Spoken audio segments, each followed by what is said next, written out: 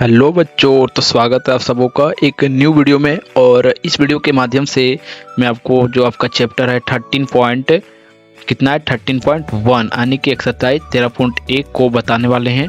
तो वीडियो को ध्यान से और वीडियो को लास्ट तक देखिएगा।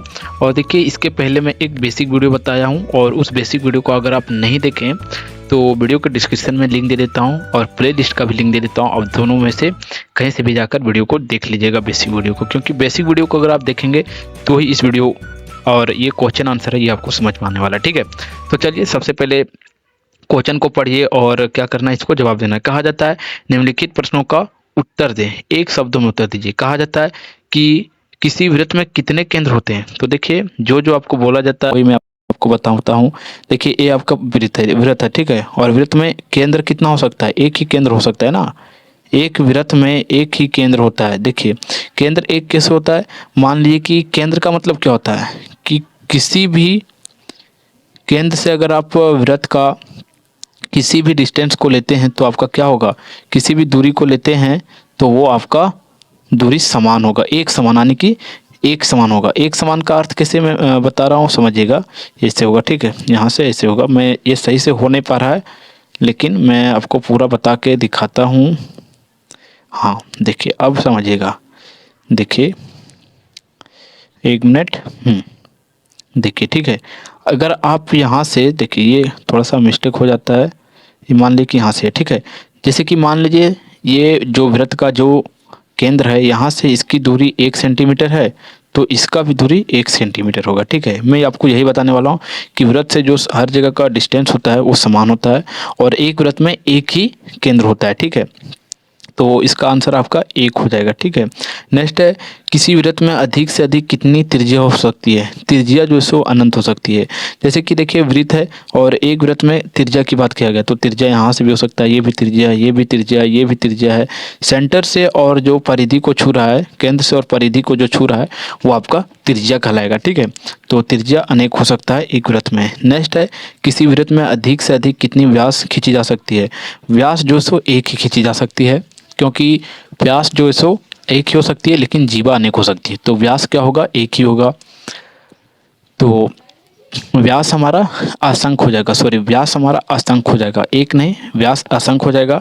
अगला 4 नंबर में कहा जाता है कि किसी वृत्त में अधिक से अधिक कितनी जीवाएं हो सकती है? तो जीवा भी अनंत हो सकता है, एक से अधिक जीवा हो सकता है। किसी वृत्त में सबसे बड़ी जीवा को क्या कहते हैं? सबसे बड़ी जीवा को व्यास कह देते हैं। ठीक है, सबसे बड़ी जीवा जो होता है उसे व्यास कहते हैं। अब क्वेश्चन नंबर 2 है, कहा जाता है कि सत्य या असत्य बताइए। कि त्रिज्या बराबर 2 इंटू व्यास होता है? नहीं, ये गलत है। त्रिज्या आर बराबर हमारा होता है व्यास, एक सेकेंड देखिएगा, त्रिज्या बराबर हमारा क्या हो जाता है? त्रिज्या आर बराबर व्यास बटे 2 होता है। ठीक है, और व्यास को डी से दर्शाते हैं। त्रिज्या का फॉर्मूला ये होता है, तो ये हमारा रॉन्ग है। ठीक है, नेक्स्ट है कि कोई भी दो व्यास एक दूसरे को प्रतिच्छेद करते हैं। दो भी व्यास जो है कि एक दूसरे को प्रतिच्छेद करते हैं क्या? ये हमारा क्या हो जाएगा? सत्य हो जाएगा आराम से। जैसे कि एक व्यास है, ठीक है, मैं व्यास, आप व्यास जो सो इसमें ऐसे भी ले सकते हैं, मैं अगर ऐसे भी चाहूँगा तो ऐसे भी ले सकता हूँ। तो व्यास एक दूसरे को प्रतिच्छेद करता है। ठीक है, तो दूसरा का सही होगा दूसरा। तीसरा है कि कोई भी दो जीवा प्रतिच्छेद होते हैं। जीवा जो है वो कभी प्रतिच्छेद नहीं करते हैं, तो ये हमारा असत्य हो जाएगा, ये गलत बात है। नेक्स्ट है कि वृत्त का केंद्र सदैव उसके अभ्यंतर होता है। हाँ, वृत्त का केंद्र जो है हमेशा वृत्त के अंदर ही होगा। देखिए, अभ्यंतर का अंदर क्या हो रहा है? अभ्यंतर का अंदर मतलब अंदर ही होता है, ये आपका सत्य हो जाएगा। ये सत्य हो जाएगा, क्यों? क्योंकि वृत्त के बाहर थोड़े उसका सेंटर हो सकता है, उसका सेंटर अंदर ही हो सकता है। ठीक है, अब नेक्स्ट देखिए, क्वेश्चन नंबर 3 है, कहा जाता है वृत्त खींचिए और निम्न को अंकित कीजिए उसके केंद्र को। देखिए, एक वृत्त बनाना है। ठीक है, देखिए, वृत्त मैं यहाँ बना देता हूँ।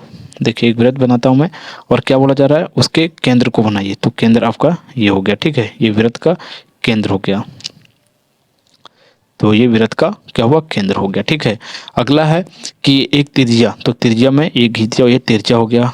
एक व्यास, तो व्यास लाना है, तो ये पूरा लाइन जो है सो क्या हो गया? व्यास हो गया। ठीक है, एक व्यास बन गया। अगला है तिर्जखंड, तिर्जखंड, ये आपका तिर्जखंड हो जाएगा। ठीक है, तिर्ज का खंड हो जाएगा।